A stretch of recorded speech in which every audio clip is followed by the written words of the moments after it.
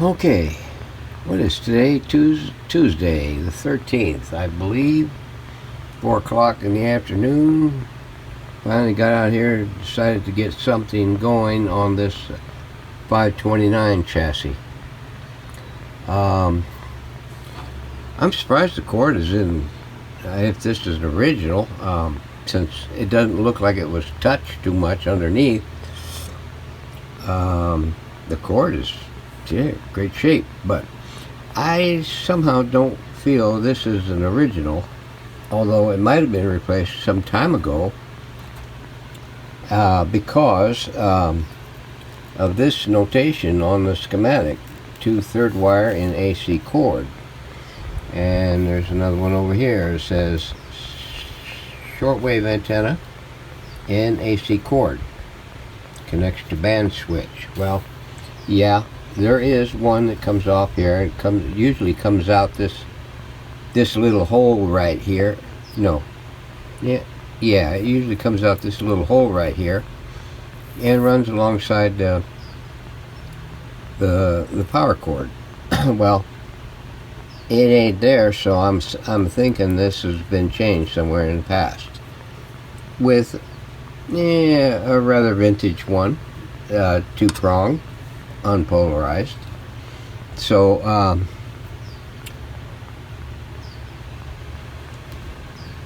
we're going to go through and we're going to take and power it up. April Fools. Oh, wait a minute, it's June. June Fools. Whatever.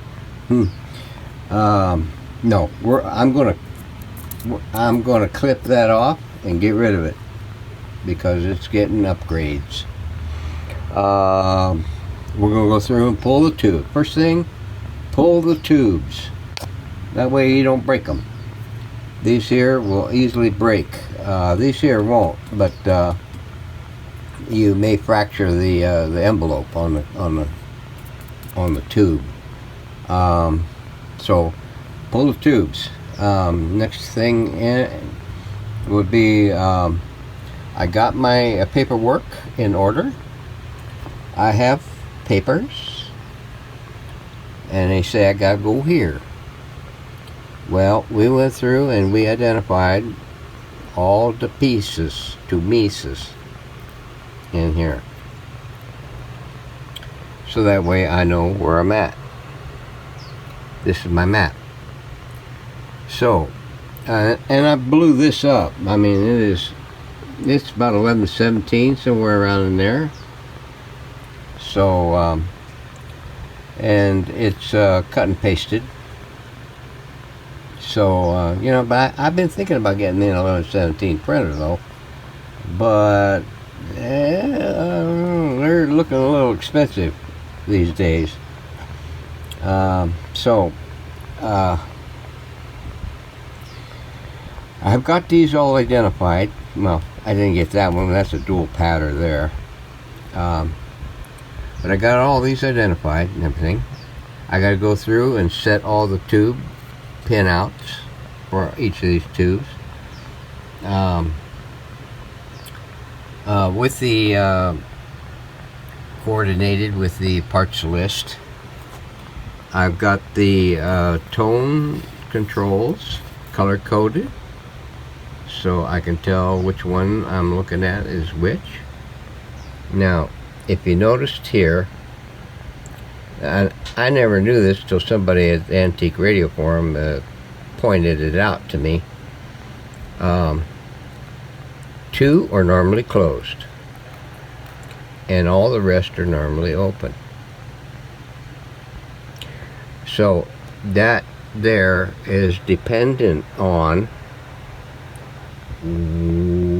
where the eyelet is riveted into the tone switch, the actual actuator. In a rested position, out, it will not make contact. And in a rested position, in, it will make contact. So there's 2 of them with eyelets in a different position on the paddles. All the other ones are going to be and the other position on the paddles. So keep that in mind when you go through to do any of the other thing, as you're going to get different different tonal qualities at the different settings in a neutral state. So the next thing I'm going to do is lock in my tube pins. I didn't get them identified, and then we're going to pull the tubes, and then we're going to flip this baby over and give her a good paddle. No, it'll be we're going to flip it over, and let's see if I can do this without, there we go, and we're going to make some adjustments in here and get our bearings and make sure that this thing has not been modified in any way, which I don't think it has been. Boy, look at that. Every one of these are the same way. So it's been opened up because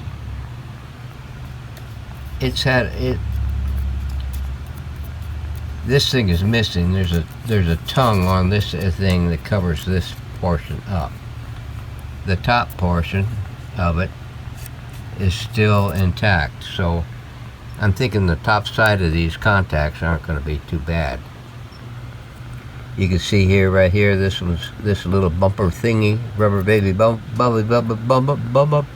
bumper is missing. That one there is hardened. That one there is hardened. That one there is broken. That one there is completely gone, obliterated. So I'm going to have to do the magic rings on these shafts in order to get it to function properly, or she won't lock in. So that's what we're going to do with this thing first, and then we're going to clean up. We're going to clean up the chassis. Look at that green hue. Oh, doesn't it just make you want to rub your fingers in it and pick your nose? Yeah. Some might say, you don't wear gloves whenever you do? Well, I eat chili peppers, and my immune system is as sharp as a thistle when they do that Bristol stomp. And so I don't worry about it. I try to keep my fingers out of my nose and my eyes. So yeah, it don't bother me to get hands dirty. I mean, after all, I ate dirt as a kid. Dirt pies, mud pies. Yeah, we made them back then too. So let me get the next stage done, and we'll get a video on it. So stand by. Okay, we got our identifiers on all the tubes. Yeah. Okay. Yeah, I was looking at this squatty little 6x5 rectum fire tube. And that's a tiny, that is a short GT tube. All the other GTs are probably double this size anyway. But I was noticing that it's got, I think these are one of those X plates. I read in the forum that some of the members recommend this 6x5. I don't know if it's a WGT tube that is like this. Now them dots mean something. But I don't know what they mean. But I've heard people talk about them. But I just can't remember what the thingy is about those dots. But anyway, the X plate, they say these X plates don't short across the cathode to plate like those G tubes do, or even some of the other GT tubes. Let me see if I've got one of the others, and I'll show you the difference. Okay, here we are. Hopefully you can see those plates all right. They are kind of like in an X pattern. You can't see because of the mica a spacer in there, but it looks like a paddle wheel in an X pattern. Here's the standard. See, they got the parallel plates right there. That these here, especially the G tubes, they seem to have a problem shorting. Now I don't know, it could be from the capacitors, but they always say that, you know, if you use an X or a WGT or something like that, less of a chance of something catastrophic happening, because it will take out the transformer. I've replaced, I think, 2 of these so far.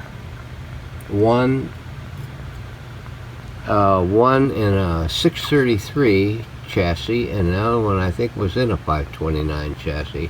I'm not sure. It's been a while, years probably. So, and you can see the. Yeah, see if I can do that. There. Squatty little sucker.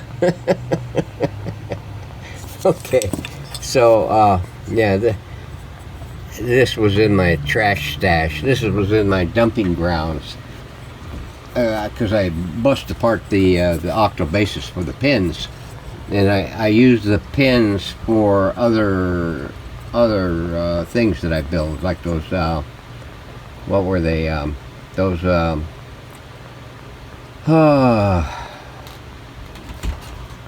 Philco local distance switch. Yeah, those 3-pronged switches that plug into the back of the Philco radios, 41s and 42s dash radios. So I use them pins for making those little adapters. So let me toss this back before I get it mixed in with some good tubes. Okay, so there we are. We've managed to get the thing stripped down, and all the wires except for that little shielded one. Now we're gonna take and we're gonna pull the push button assembly out and look in here and see what else is in here that might be a condition before we do any serious thinking here. So I just want to go through and make sure that everything is in there. Now the next thing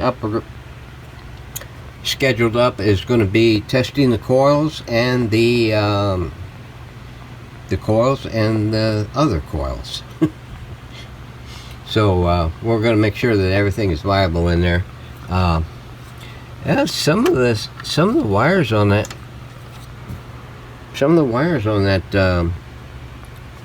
one IF can is looking pretty good. I don't know, maybe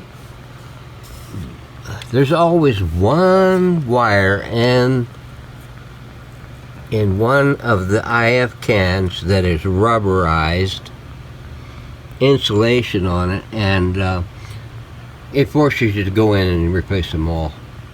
So we'll take a real good look at those. We might just go ahead and pull the IF cans. So stand by for more. We'll be making another one soon. Thanks for watching.